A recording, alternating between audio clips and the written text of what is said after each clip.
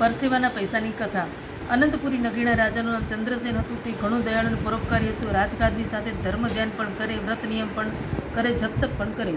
એવો પુરુષોત્તમ માસ આવ્યો. રાજાની રાણી પુરુષોત્તમ માસનું વ્રત કર્યું. તેઓ દરરોજ નદીએ નાવા જાય, કાંઠા ગોરમાનું પૂજન કરે, ત્યાં બેઠે બ્રાહ્મણને દાન દક્ષિણા આપી મહેલે આવતા. બધા બ્રાહ્મણો રાજાની દક્ષિણા સ્વીકાર કરતા, પણ એક બ્રાહ્મણ દક્ષિણા ન લે. દેખા દઈ જણાવતો એ બ્રાહ્મણ નમ્રતાથી રાજાને ના પાડે. રાજા બહુ આગ્રહ કરે તો બ્રાહ્મણ કહી દે કે છેલ્લા દિવસે તમારે જે આપવું હોય તે આપજો. રાજાને થયું કે આ બ્રાહ્મણ દરિદ્ર છે, તેથી તેને વધારે દક્ષિણાની આશા હશે. કંઈ વાંધો નહીં, છેલ્લે દિવસે તેને રાજી કરી દઈશ. આમ કરતાં પુરુષોત્તમ માસનો છેલ્લો દિવસ આવ્યો.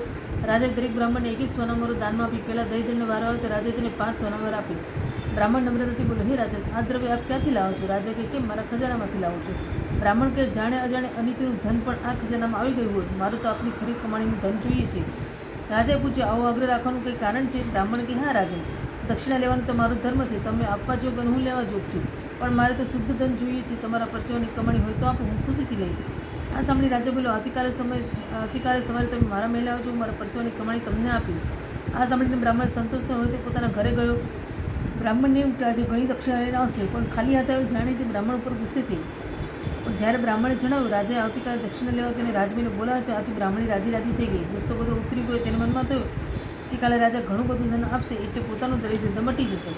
સાંજ થવા આવી. રાજા ચિંતામાં પડ્યો. પરસેવો પાડીને કમાણી કરવાની હતી. જરા અંદર જતાં રાજા મેલા ગેલા ફાટેલા વસ્ત્રો પહેરી મજૂર બેસે મહેલની પાછલા બારણેથી બહાર નીકળી પડ્યો. જિંદગીમાં રાજ ચલાવશે એ બીજું કંઈ કરેલું નહીં, તેથી તેને કોઈ કામે ન રાખ્યો. ચાલતા ચાલતા ચંદ્રસેન એક લુહારની કોઢે પહોંચ્યો.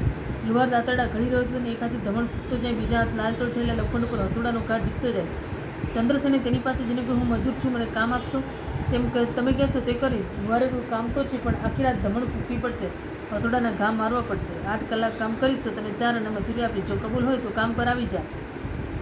રાજાએ કામ કરવાની હા પાડી. લુહારના કહેવા મુજબ તે કામ કરવા લાગ્યો. થોડી વાર ધમણ હલાવતો, થોડી વાર પછી ગરમ લોઢા પર હથોડો મારવા લાગી જતો. શરૂઆતમાં તેને કંઈ ખબર ન પડી, પણ ધીમે ધીમે તેના હાથમાં છાલા પડ્યા. માંડ કલાક પૂરો થતાં તે પરસેવાથી રેબઝેબ થઈ ગયો. હાથમાં એવા છાલા પડ્યા કે હથોડો પણ પકડાતો નહોતો. રાજાના આંખે અંદર આવે લાગ્યા. તેના હાથનો હથોડો પકડવાની પણ તાકાત ન રહીને ત્યાં બેસી ગયો. લુહારે તેને ખખડાવી નાખ્યો. તે રાજા કરીને કહેવા લાગ્યો, હવે મારામાં ઊભા રહેવાની શક્તિ પણ નથી. તમારે જે આપવું હોય તે આપો, ત્યાં રાજી ખુશીથી લઈ લઈશ. લુહારે ગજામાંથી એક ઢબુડી કાઢી તેના તરફ ફેંકી. રાજાએ ઉપાડી ચાલતી પકડી. રાજાને આજે ભાન થયું કે જાત મહેનતથી પૈસા રોડો સહેલો નથી. તે ઢબુડી લઈને મહેલે અને મજૂરના કપડાં કાઢી, હાથ પગ ધોઈ, હાથે લેપ લગાવી સૂઈ ગયો. પ્રાતઃકાળે રાજા ઉઠી સ્નાન કરી પૂજાપાઠ કરી મહેલની અગાસીથી બ્રાહ્મણની રાહ જોતો ઊભો રહ્યો. થોડી વાર બ્રાહ્મણ હાથે આવી પહોંચ્યો. રાજાએ નીચે ઉતરી બ્રાહ્મણને આવકાર આપી બેસાડ્યો. પછી રાજાએ ખિસ્સામાંથી ઢબુડી કાઢી બ્રાહ્મણને દક્ષિણા આપી. બ્રાહ્મણે પ્રેમથી દક્ષિણા સ્વીકારી લીધી. રાજાને આશીર્વાદ આપે કે પુરુષોત્તમ ભગવાનની કૃપા તમારે ત્યાં 9 માસે પારણું બંધાશે.